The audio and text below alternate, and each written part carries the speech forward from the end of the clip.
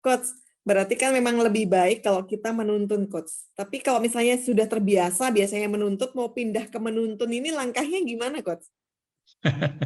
Ya, ini memang pertanyaan yang bagus sekali. Sangat tidak mudah, karena itu termasuk habit. Nah, makanya kita perlu pahami dulu yang malam hari ini. Kalau saya sih rindunya dorong buat catatan atau dengar ulang ya apa yang kita sudah paparkan tadi supaya masuk ya. Kita harus merubah konsep kita dulu.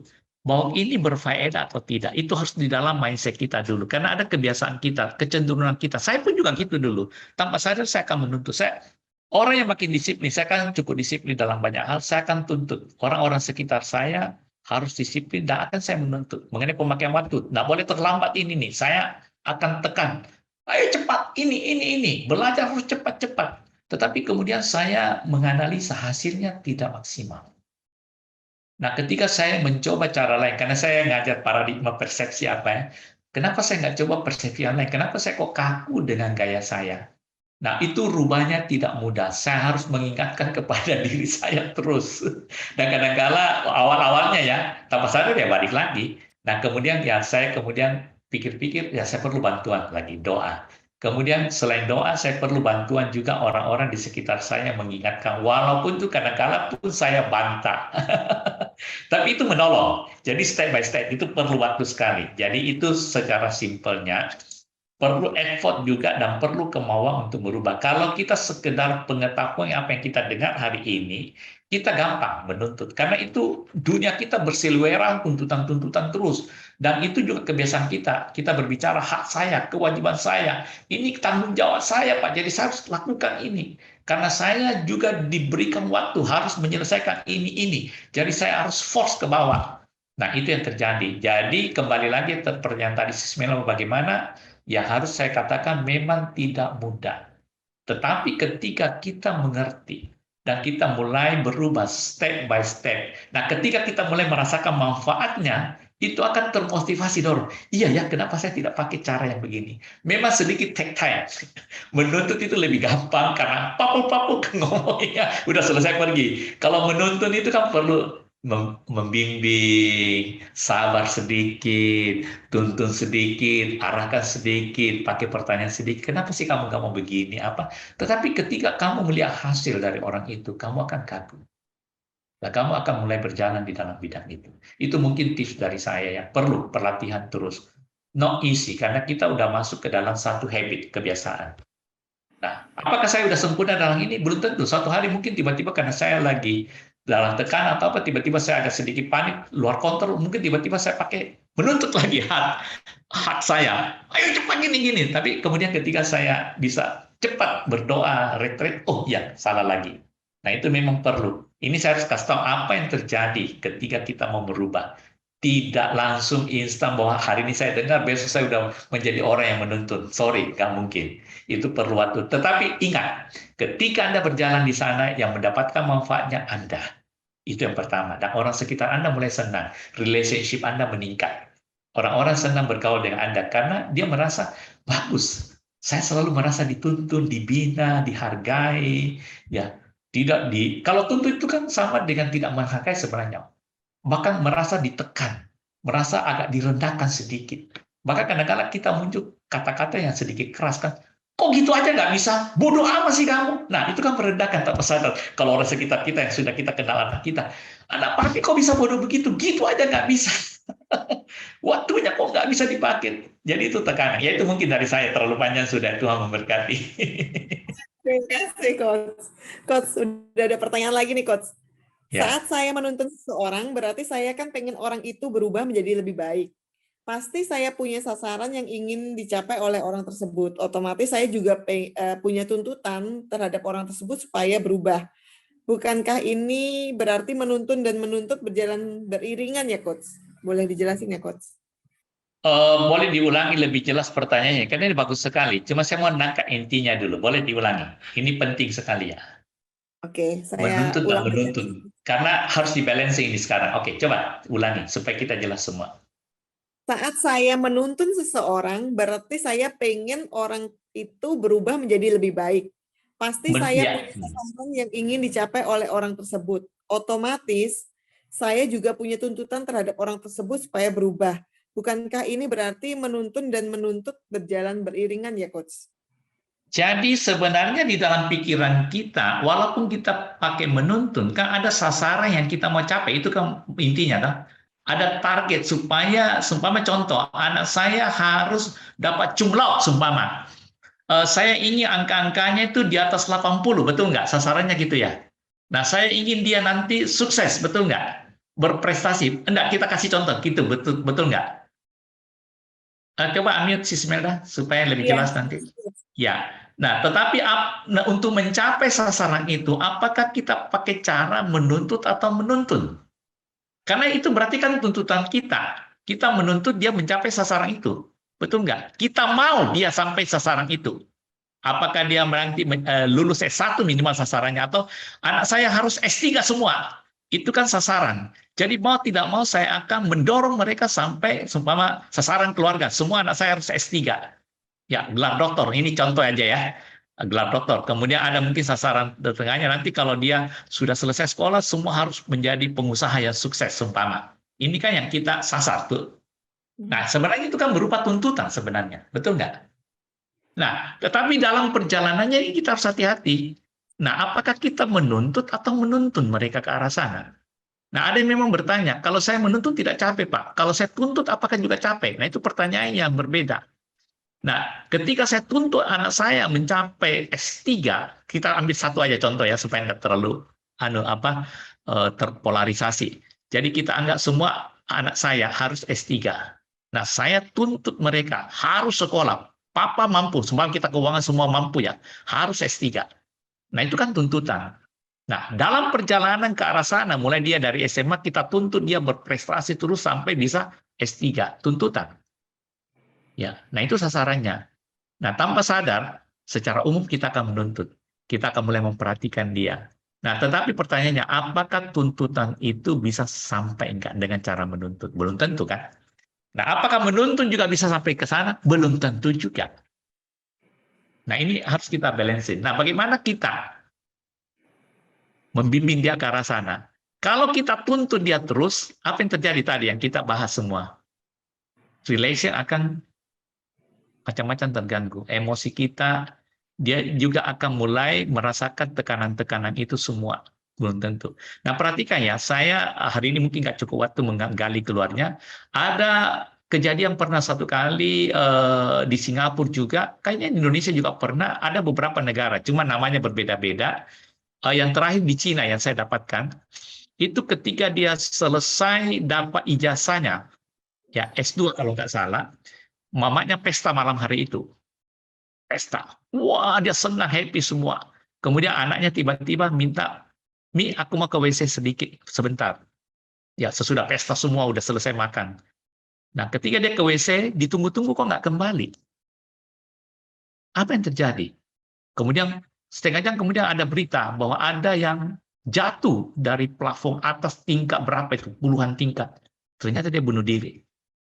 Jadi kemudian didapati suratnya, inilah yang papa mama mau, aku udah capek, thank you. Tetapi saya sangat tertekan. Saya cuma, karena saya harus hormati orang tua. Sebagai orang tua yang membesarkan saya, inilah ijazah, kita udah pesta semua, papa mama udah happy, tugas saya udah selesai. Saya tidak bisa menanggung beban ini, terlalu berat buat saya. Untuk apa saya hidup ke depan? Dan ini bukan yang saya mau. Saya cuma mau menyenangkan papa mama. Dan ini jurusan yang saya tidak mau. Saya juga akan stres hidup dalam jurusan ini, perusahaan yang akan saya masuk, supaya tidak ada gunanya buat saya. Makanya dia loncat. Sangat menyedihkan. Nah, pertama-tama tentu kita usahakan cara menuntun. Nah, ketika kita cara menuntun, kita akan dapati bahwa ternyata itu dia sukai atau tidak. Apakah mau orang tuanya atau mau anaknya sendiri? Apakah itu blueprint Tuhan atau tidak? Nah, kita tetap mau sasaran itu nggak masalah. Tetapi dalam perjalanan ini, kalau kita pakai menuntun, ya, kita akan banyak berdiskusi dengan dia. Nah, kemudian kita akan dapati ternyata saya salah. Itu sasaran saya, bukan sasaran dia. Dia punya masa depan tersendiri. Yang dia rindukan apa? Kayak saya belum tahu. Tapi kalau kita menuntut, kita tidak akan pernah mendengarkan suaranya. Kamu sih malas, kamu rajin, harus gini, papi tambahin ini, kami kasih guru les. Kalau nggak saya pindahin kamu ke universitas ini, mungkin nggak cocok, saya kasih ini, kamu ini, pokoknya harus S3. Tetapi ketika dalam perjalanan menuntun itu, apa yang terjadi? Dia mungkin akan cerita, kenapa kamu nilainya kurang di sini? Ya kayaknya saya nggak cocok, saya lebih cenderung ini. Kenapa kamu lebih cenderung ini? Itu namanya membimbing menuntun sesuai blueprint-nya dia, sesuai kerinduannya dia, sesuai tujuannya dia. Nah, kita akan tuntun dia, bimbing dia, bukan apa yang saya mau. Nah, ketika saya tuntun, bimbing dia, sesuai prestasinya itu, nah kita juga nikmati. Jangan-jangan mungkin berlebih dari S3, mungkin dia S3-nya nanti ada 3, jadi profesor atau apa, karena sesuai dengan jurusannya. Nah, itu mungkin yang saya bisa memberikan sedikit ya gambaran. Berbedaan daripada menuntut-menuntun. Kalau kita menuntut terus, kita akan buta dengan apa sesungguhnya yang terjadi dalam tuntutan itu. Tapi ketika kita menuntun, kita akan banyak terbuka dan kita punya pengetahuan bertambah terus. Relationship kita bertambah terus. Dan kita membuat orang itu lebih efektif, efisien sesuai blueprint-nya dia, sesuai talent-nya dia, sesuai bakatnya dia, dan dia akan berprestasi. Banyak saya dapati anak-anak yang saya konseling, itu salah jurusan semua. Kenapa kamu ambil gini? Ya satu, karena teman-teman sekelilingnya, ada juga karena keinginan orang tuanya, ada karena tekanan-tekanan tertentu harus gini-gini, mau tidak mau terpaksa ini, cuma ini yang dia bisa jalani. Ini sangat sayang. Akhirnya potensi talentnya apa semua nggak keluar, dia hanya mengikuti. Nah ini yang harus kita hati-hati. Itu mungkin tambahan dari saya, kalau ada pertanyaan yang kurang jelas silakan. Baik, Coach. Terima kasih. Pertanyaan selanjutnya nih, Coach. Coach, kalau saat ini saya sebagai orang yang sering dituntut oleh lingkungan sekitar saya, keluarga, tempat kerja, teman, apa yang harus saya lakukan, Coach? Ya, kita semua sering menghadapi yang begitu. Nah, sekarang pertanyaannya, apakah kita harus stay di dalam lingkungan yang demikian, membiarkan diri kita dalam tekanan terus, ya memang tidak ada jalan keluar. Ini pertanyaan saya yang pertama. Kalau masih ada jalan keluar, kenapa kita tidak keluar dari tekanan-tekanan itu? Kalau nggak bisa keluar dari tekanan-tekanan itu, tentu caranya adalah bagaimana secara bijaksana. Ya, kalau kita nggak bisa merubah, sekarang saya ambil satu dulu posisi. Saya tidak bisa merubah lingkungan saya tidak bisa merubah tekanan yang ada semua, karena saya tidak punya jalan keluar. Saya harus di sana. Tidak ada moving. Nah, kalau kondisi begitu, kita harus rubah pola pikir kita, mindset kita. Bagaimana saya dapat hikmat anugerah, kekuatan, ya, kepekaan untuk merubah diri saya dalam meresponi tekanan itu, ya saya akan rubah bukan menjadi tekanan, tetapi menjadi sesuatu yang saya bisa hadapi dengan kasih karunia Tuhan. Itu satu-satunya cara.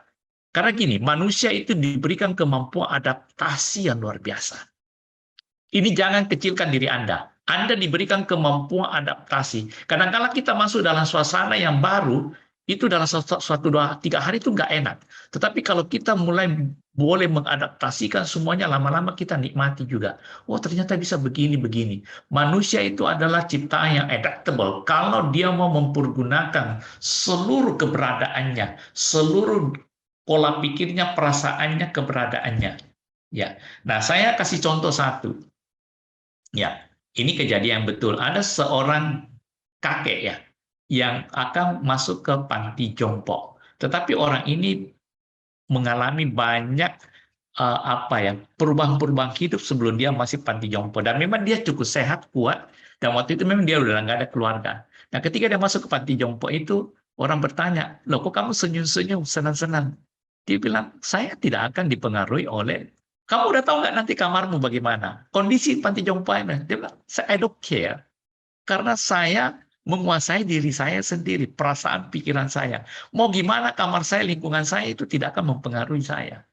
Jadi penguasaan dirinya luar biasa. Saya akan beradaptasi dengan suasana sini, kamar saya, kondisi makan di sini, saya akan enjoy. Karena saya percaya ini juga udah di-setup untuk orang panti jompo.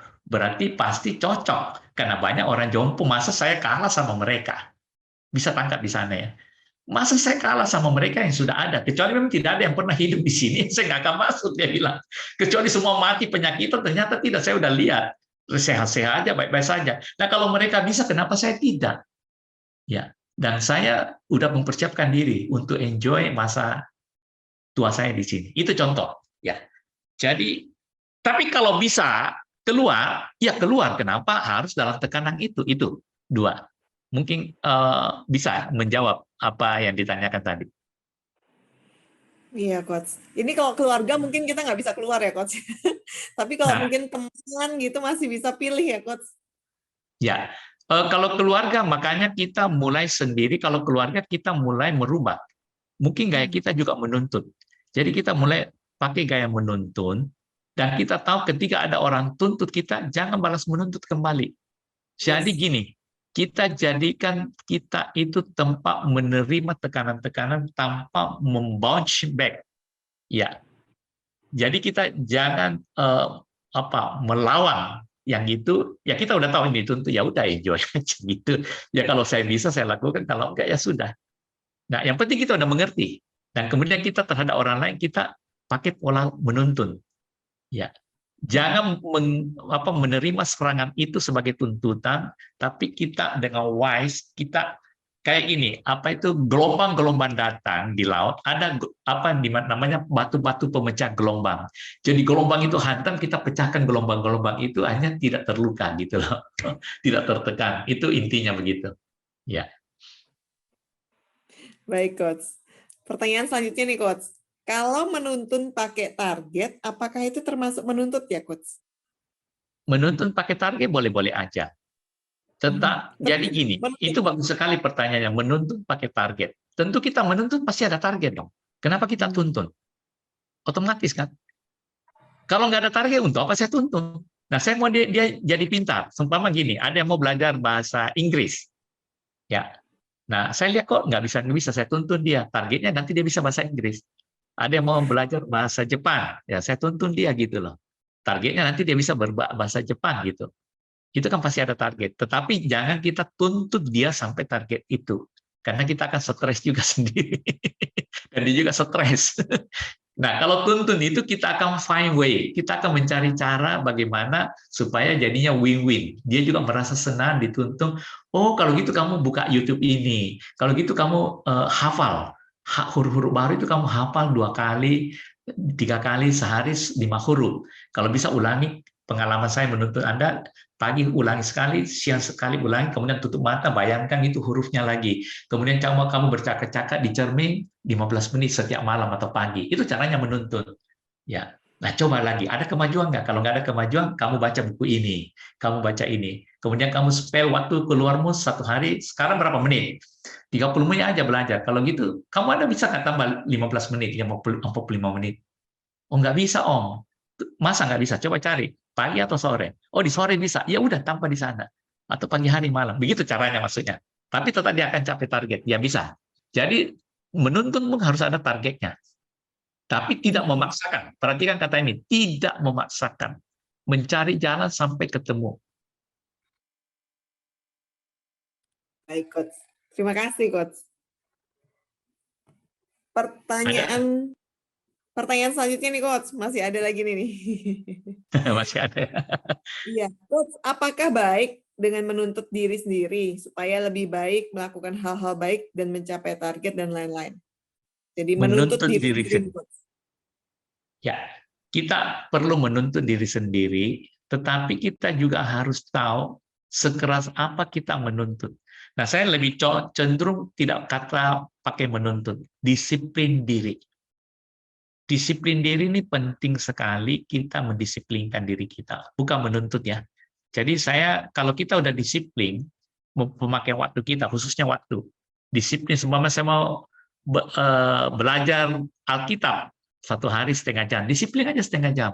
Saya mau membaca buku baru setiap hari 45 menit, disiplin aja. Saya mau olahraga setiap hari 30 menit, di jam berapa sampai jam berapa, disiplin aja.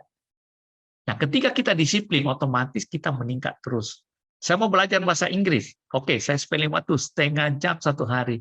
terus 2-3 hari udah berhenti, itu nggak disiplin namanya. Lu tuntut apapun di rumah, saya harus bisa bahasa Inggris, harus bisa bahasa Inggris, tapi tidak disiplin. Ya, oke, saya akan buka YouTube khotbah bahasa Inggris. Saya akan setiap minggu saya pasti khotbah ada 2 bahasa Inggris punya. Kemudian ada percakapan bahasa Inggris setengah jam. Disiplin terus. Apakah 15 ini? Boleh. Kalau memang nggak bisa setengah jam, 15 menit. Disiplin dari hal kecil. Jadi saya lebih cenderung ketika kita mau menuntut diri kita dalam satu hal, kita mau menuntut apa dulu? Skill atau apa? Pintar bicara atau bisa menguasai bahasa lebih banyak? Ya, atau bisa membaca buku baru? Atau bisa membuat pembukuan, bisa belajar Excel atau Word, atau apa saja, disiplin saja. Otomatis kita akan meningkat. Itu mungkin tips dari saya, karena kalau menuntut tuh kelihatannya apa, terus kita nggak disiplin, yang percuma. Disiplin, komitmen, ya konsisten. Jadi disiplin itu harus diikuti dengan konsistensi. Konsisten terus, disiplin, konsisten, dan komitmen. Ya, itu yang saya selalu ingatkan kepada diri saya. Oh, kemarin saya lupa baca Alkitab, disiplin kembali, terus disiplin. Oh, saya harus berdoa setiap hari 15 menit atau setengah jam, disiplin aja terus. Ya, itu mungkin dari saya, Sis Melda. Tuhan memberkati. Disiplin, komitmen, dan Sama konsisten. konsistensi. Konsisten, harus konsisten. Tambahin lagi. Otomatis itu sebenarnya udah menuntut diri sendiri, tapi kita pakai cara-cara gitu.